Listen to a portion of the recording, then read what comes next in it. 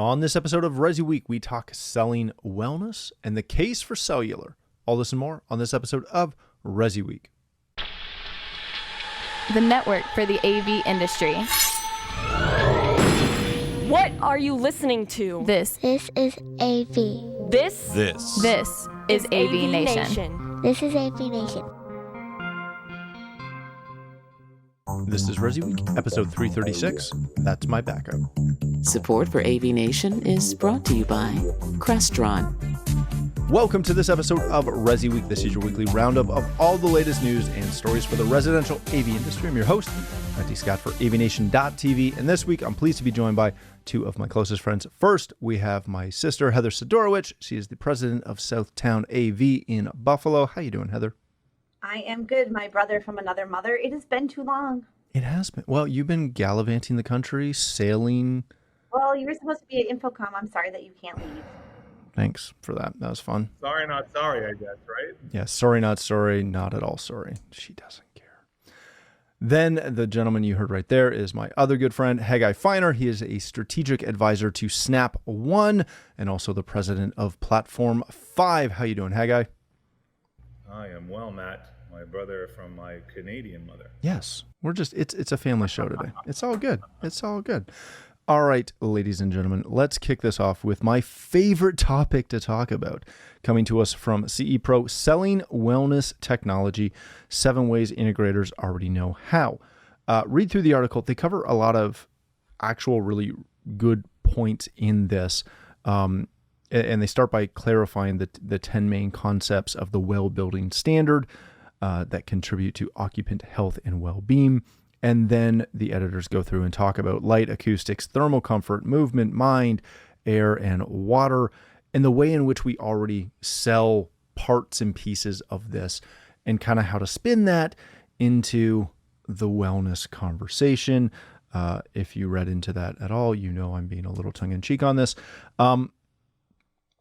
Heather, I so want wellness to be a thing, but I just don't buy it. And I'll preface it with this.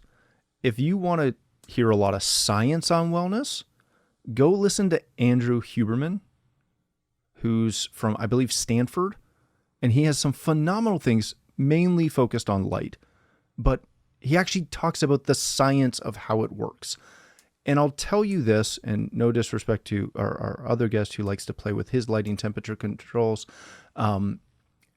When I listen to Huberman, who's a scientist and not a made-up one, he's a real one, and he talks about how light works, and then I compare that to how our industry attempts to talk about wellness and light. They're vastly different things. So Heather, tell me if I'm wrong on this. Is wellness, is there an opportunity there, or are we going down the vein of a plaid suit jacket and some greasy hand stains of a used car salesman when we get into a client's house and start talking about wellness, and we're going to control your water to make it well? Haggai's face is fantastic if you're not watching. Shots fired. I think there's a difference between saying it's an opportunity, and I know we all want to believe that it is. It's like RMR. RMR is a huge opportunity. Most of us don't capitalize on it. So I think there's a difference between opportunity and consciousness of it. I think that wellness plays a huge role in our everyday lives, and we can all be better people. I'm constantly trying to make myself a better person, and I write about wellness all the time. But how it connects to the AV integrator specifically is a bit of a different story. These are usually, in my experience, these are guys, mostly guys, some girls, that have started because they love, hooking up these, started usually with surround sound systems and car audio. These are not necessarily the same people that are going to go, let me see what your lighting temperature is, and let's talk about your world. Now, there are some out there for sure, and I think that they will capitalize. But as an overall industry, I think conceptually, yes. I think in actuality, it's a different play. I just really want them to answer their phone or email me back if I call one. I like it. Haggai, I'm and I love to poke fun at this topic, so I'll preface everything with that. My wife and I built a house, and we moved in November of last year. And we have a full-blown, automation system as you'd expect. We have tunable lighting.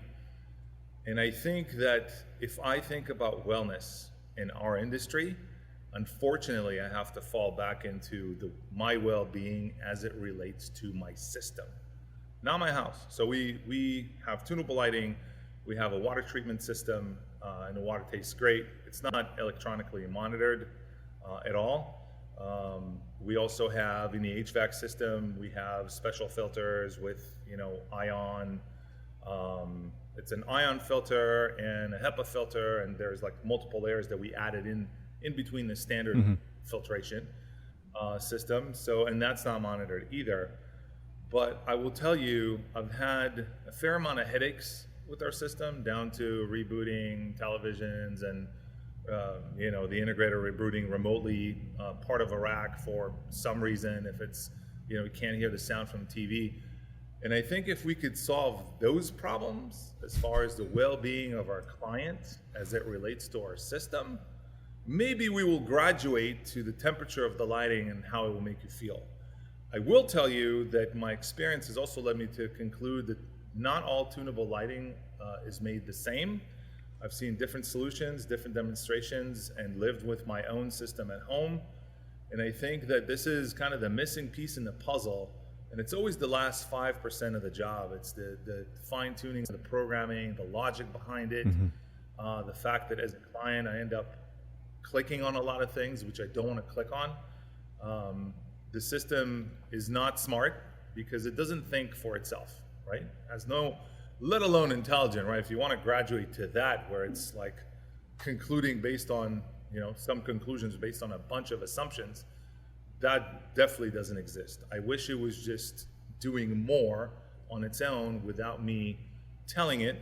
And a lot of it takes communication. For example, our HVAC installer never communicated with the audio video team or the automation team. And then we have sensors in different rooms for temperature. But what ends up happening is that the house is not well balanced when it comes to the HVAC distribution, like the volume of air that goes to different rooms. So then some rooms are freezing, another room remains warm. It creates, a trouble ticket with the integrator, points finger at the HVAC guy. There was never, hey, we're one team, let's figure this out for the client.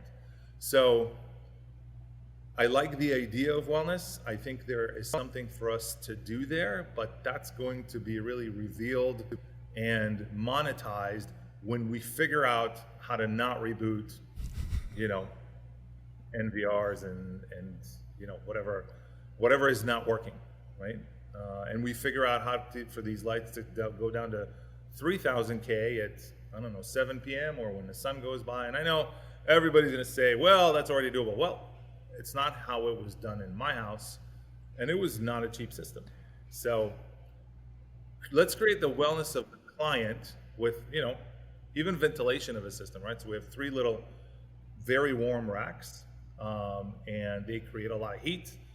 There was never a BTU bottom line calculation of how much heat is going to be created, how much energy the system is going to consume, which is a ton, and then how it gets ventilated. It gets ventilated into the house, which means the HVAC system on the first floor is working a lot harder than the second floor because all this stuff is being exhausted into the same space. I just think there's more for us to figure out on our own, in our own realm, in our own world, before we can advance into this higher echelon of sales. Let me ask you this, Haggai. I hear what you're saying. I agree with what you're saying. What I wonder is, does this become a pipe dream? Because your story is not the first one I've heard of somebody who knows the industry, understands what questions to ask, understands how to, and if I may be reading into it a little bit, but you had a bit of a hands-on approach with this, if I remember correctly. This should be simpler for us to achieve, but I continually hear from multiple people I know who are in the industry, who build a home and go, honestly, the system kind of sucks. What is it like? How are we going to get there? Because systems arguably keep getting simpler. Will it be like Designers Mat? Like, will it be a third party that will eventually pop up and say, we're the wellness designer and That here's was what you supposed to have be abide by? us. Well, it was supposed to be, but if we don't do it, somebody else will come in, maybe. We were supposed to be the gel that held technology and the client together, yet we seem to do a really bad job of it. Well, and here is why, I think. So Access Networks is very focused on one thing and one thing alone, right? Mm-hmm. There is maybe few subsets to it if you're doing only wireless or a fully managed system or whatever it is. But it's very much a laser-focused business. Our industry kind of became the Amazon of all things electronics, including installing the shit that I bring home that had nothing to do with Heather as the installer. But it's digital, it's connected. Well, now you install it for me. And that creates the jack of all trades and maybe the master of a couple. But it's really, really, really hard to deliver. What the integration channel is delivering is super hard. How many manufacturers does Heather have to interact with in a normal project? Mm-hmm. That all need to work together. It's almost like, is it Mission Impossible? It's close. Now, could we introduce more safety guards to prevent a hot AV room, which most people have? Probably. I ended up cutting ½ inch off of my own pantry door with my scale saw because not enough air was flowing through, and the fan that was sucking the air in could barely move that volume of air. No one ever did the math. But think about the science of trying to figure all of that out, along with everything else you have to figure out on a project. It's complicated. Yeah, it is. So how big is the average integration firm? Even, the firm that sold us the job. Mm-hmm. And how many people do they have on staff to figure that out to a letter? It's really difficult. For anybody, it would be difficult. Anyone that would come on the show and say, oh yeah, this stuff is easy, I don't believe you. I've been around for 20 years. I don't believe it. And therefore the opportunity and therefore the challenge. I love it. All right, let's change topics for a second. This comes to us from Residential Systems, making the case for cellular. So cellular sets a new reliability standard in smart homes and can take potentially some of the burden off packed Wi-Fi networks. Read through the article. It's a very interesting read and something that we don't typically look at from our side of the fence as far as, using cell as anything other than maybe a backup or creating using like cellular boosters, right? That's pretty much how the industry has looked at cell. But in this case, they're talking about using it to, again, take a little bit off your Wi-Fi network if needed and have some additional backup support, etc. Haggai, it's fantastic that you're here for this because I don't know anybody who knows more about Wi-Fi than you, my friend. This has been a thing, not a big thing, but it's been a thing where some people would have like a MiFi, right? And they'd have that if they were on the road a lot so that they could connect no matter where they were, or if they lived out in the country where they couldn't get a decent ISP, but they had a decent cell service. They might have a MiFi or something like that and use that as either a backup or their primary ISP, quote unquote. In a traditional home, the thought of using cellular as an ISP, I've never seen. I've never even thought of it outside of, again. It does exist. No, I know it does. I'm just saying Relevant. I've never looked at it as an option outside of those. Yeah, as a viable option. When you see this, when you look at this, where's the use case for having a Wi-Fi network that's so packed that you need a cell backup? The premise for this type of system, and by the way, if you read the article and you read it through, you'd see that it's more of an advertorial. I'm aware. Rather than an article. But I don't see a real capacity, depending on whose brand you're using. But on the Wi-Fi and local network side, you have plenty of bandwidth if you've done it right. There's really very few issues. At the house we're staying in now, here in Easton, I've had to go and reboot the cable modem because service is out yesterday. It happens. Like, it has nothing to do with me or the network that's in there, which happens to be Access, and it's amazing. But that's where Cell can come in.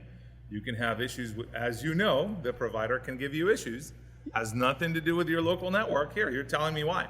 And that's where the offload, it's not just offload, it's the fact that you want good signal wherever you go. And a lot of the home service don't have good signal. So if it's something that the end user is willing to pay for, then the partner should absolutely go install it. Why not? There are plenty of vendors. There are a lot of them that actually focus on our channel. Why not partner with someone and make it part of your bid? Sell it. The only problem is if anything is not working the way it should, then it's up to you to troubleshoot. But I think I'm all for strength on all radios that I have, not just a few. So just because I have great Wi-Fi doesn't mean I don't want great cellular if I don't live in a place that does have great cellular. Just from an application standpoint, let me ask you this before we move on to Heather.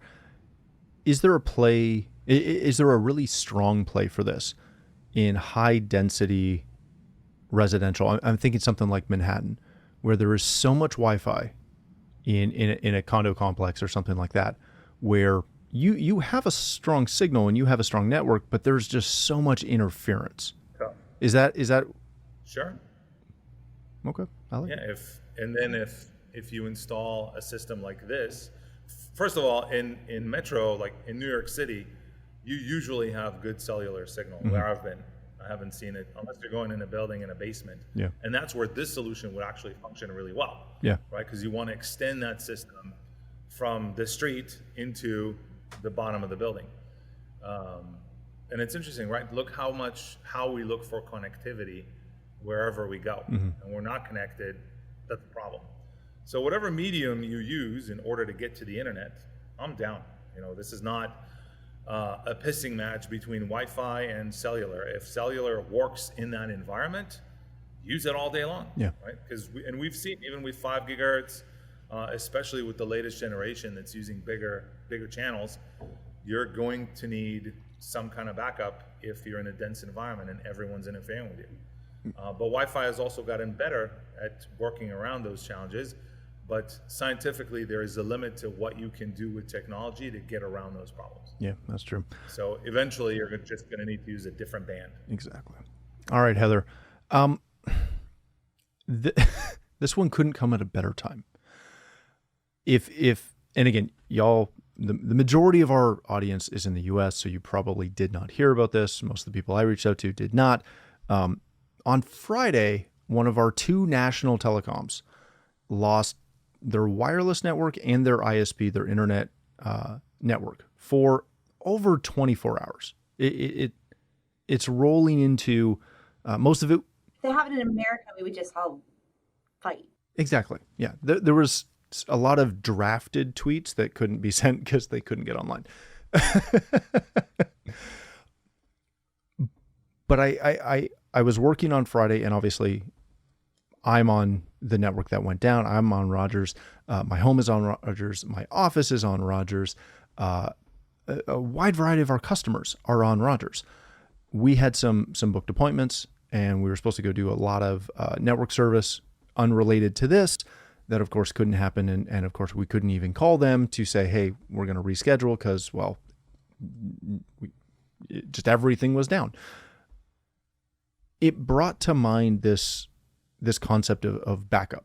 And we talked to customers a lot about this, to Haggai's point, of especially, if you're working from home or if your kids are doing school from home, you need redundancy.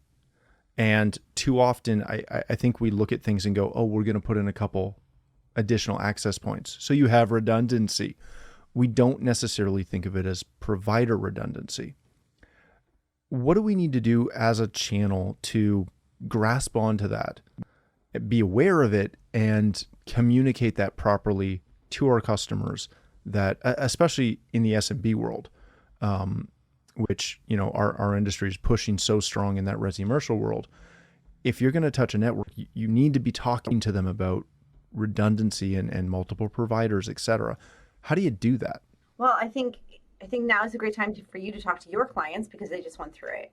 So back pre-pandemic, when we would talk to clients about networks that were over $1,000, they would yell at us or hang up on us. I mean, it was something invisible they did not understand. They didn't want to talk about it, and they just didn't see the need. But by golly, once that pandemic started, and now they had to be on a Zoom call or some video conference software where their kids were watching Netflix so that they could be quiet enough so they could do their video conference call. Now they understood it. So now we were quoting better real networks, and they were saying, can you come tomorrow? So once they understand the need, it's a much easier sales pitch. I think that for you who are, you could send a bulk email to any of your clients right now to say, hey, this is a great time to talk about this, and you might get some bites if you're looking for it. But yeah, I mean, those are the things that teach people, and to have that conversation, it's something they could physically understand at that point. It wasn't invisible bits and bytes and ones and zeros that we were selling them anymore. When you see that, because there's going to be pushback. At what point do you just sit there and say, do you need to put anything into your documentation? Probably. And it's not something that we've done at this point, so it's not something I'm super familiar with. It's, it's like in the residential world, we're mid-market. So we're not doing these upper fancier systems that some of our friends are doing. So I think that's where it becomes a bit more,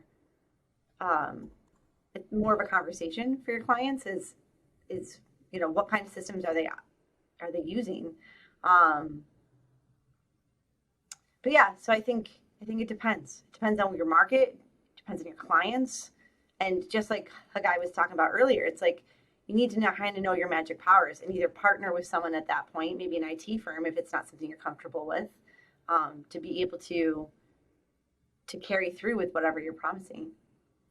Hagai, is this the case for not bundling, for lack of a better term, of ensuring that, like, are we so reliant on tech that you almost have to ensure that your home network is from a different vendor than your cell network? So in my world, the only place we have backup is on the business level, meaning not at the home level. And maybe if it was important enough for me where I knew that I'm exclusively working from home, we'd get a backup there. And I certainly have a firewall that can handle a second and third and fourth line if needed. I never tapped into it because, again, if there was a problem, anyone can use, I could even have my kids use this in order to watch TV. And we've never gotten to it. So I think that it really depends, but the magic of having the conversation is having a client decline, and then you being able, not that I love the I told you so moment, but hey, that was an option on your bid. You declined it. So now it's really on you. Mm-hmm. You, the client, said no. And that's okay. We respect everybody's opinions about what they want, what they don't. They know what's best for them. A lot of clients don't want to add a second recurring bill. But, if you want that safety net, when I go overlanding, I take a satellite phone with me. And it's charged and it's ready to go because I need some media to connect, mm-hmm. right? So that's my backup if all else fails. If I went out there in the middle of nowhere and I got stuck and I don't have my sat phone, that's on me. That was my decision. So I think we need to give them the option simply for the sake of putting it out there that it's available. It's not necessarily, I don't think it doesn't drive a ton of revenue. I can tell it from Access Networks. There are a bunch of networks that go out with redundant elements, including redundant firewalls to connect into redundant internet links. But the amount of that versus the normal network that doesn't have redundancy is very, very small. Some people want it, but the fact that you can offer it and you do have that conversation, I think that's where the magic's at. It's not how many times you sold it. It's the fact that you offered it and maybe the other guy down the street never did, mm-hmm. right? Yeah, I love it. All right, let's wrap it there. Thank you both so much for joining us. Hagai, if people want to connect with you, learn more about Snap One or Platform 5, where can they do that? guy.feiner@accessnetworks.com. Excellent. Thank you, my friend. Heather, if people want to connect with you, read your musings online, or learn more about Southtown AV, where can they do that? You can Google me. No. At Twitter, it's tech_chi, CHI, as an imbalance between life and technology. LinkedIn, wherever. SouthtownAV.com is the website if you want to talk about the business side. I love it. Thanks again for joining us. If you'd like to connect with me, you can find me on Twitter at Matt D. Scott and most other social platforms. But more importantly, please visit AVNation.tv, where you'll find this show as well as a wide variety of other shows with all the verticals that we cover. When you visit the website, please take a moment to check out our supporters. We are extremely thankful for their support and ask that you check them out as well. Thanks again for watching. That's all the time we have for this episode of ResiWeek.